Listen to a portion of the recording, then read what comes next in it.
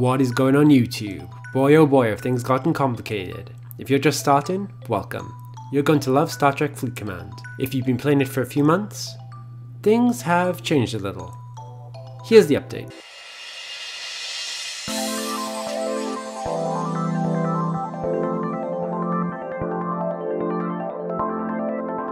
Welcome to the latest major update to Star Trek Fleet Command. There's a lot to go through and I'll try to get through it all. If I miss anything, please leave a comment below and I'll try my best to address it. I haven't made a video in the past couple of days because I knew this update was coming and, to be quite frank, things would change. This means all my previous warp videos will need to be updated and others. I'll get to that later. Alright, so the universe as we know it has changed. Here we have a few lists of the updates to the game. You've also been given a free relocation token. You will need this if you're stuck in a high level system and want to go back to independent space. Firstly, we have new systems and more mining nodes. During the beta and after global release, there was a constant fight for resources. Now there are a ton of new systems and mining nodes for you to enjoy. We have all these new systems here with a lot more 2-star resources. You have all the ore, crystal and gas you want. There's very little reason for someone to attack you. I'll be going over new system guides in another video, so stay tuned. In the previous version of the game, we had kind of a chokehold. There were only a few 3-star systems in each of the different factions, and the top alliance had total control. Now, things have changed. There are a lot more 3-star systems and no one alliance can ever gain control over all of them. This is great for players moving up in the ranks and looking into using that grade 3 material. You'll be able to find lots of 3-star level systems in each of the different factions. Something else they brought in is faster ship repairs. I'll have to admit, I didn't really notice it. My jelly takes more than a whole hour to repair, and it's pretty much the same as the last update. So with more systems, there are also more missions.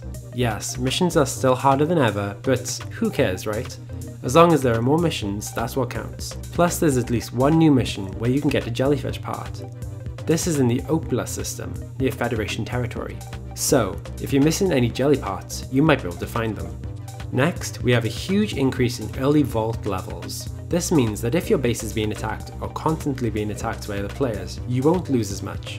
All you need to do is upgrade your resource vault. I think before it used to be 15k, and now it's jumped to more than 100k. Another major advantage is the fact that officers now cost less to promote. Collect the cards, open the chests, and upgrade those officers. It'll make a huge difference. A future video for this is coming. So now let's talk about the disadvantages of the new update.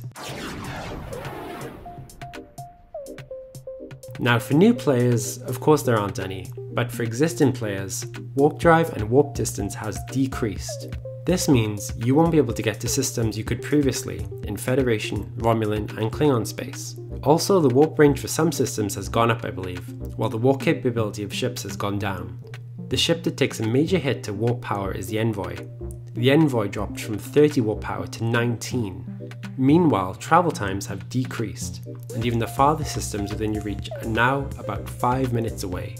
The officer promotion advantage comes with a drawback. It now costs quite a bit more to level up your officers, with the price in officer tokens rapidly rising as you go through the levels. Greater availability of resources means a proportional increase in building costs. At higher levels, you'll need vastly more resources to build and research. I personally think the update is a great idea. It's a way to grow and have a balanced game at the same time. If you've invested heavily, or you have a particular goal in mind, I can see why you might not like the update. For those just starting out or looking to find their own path, this update is a good start. So if anything else has changed for you, please let me know in the comments. That's it for now. See you next time.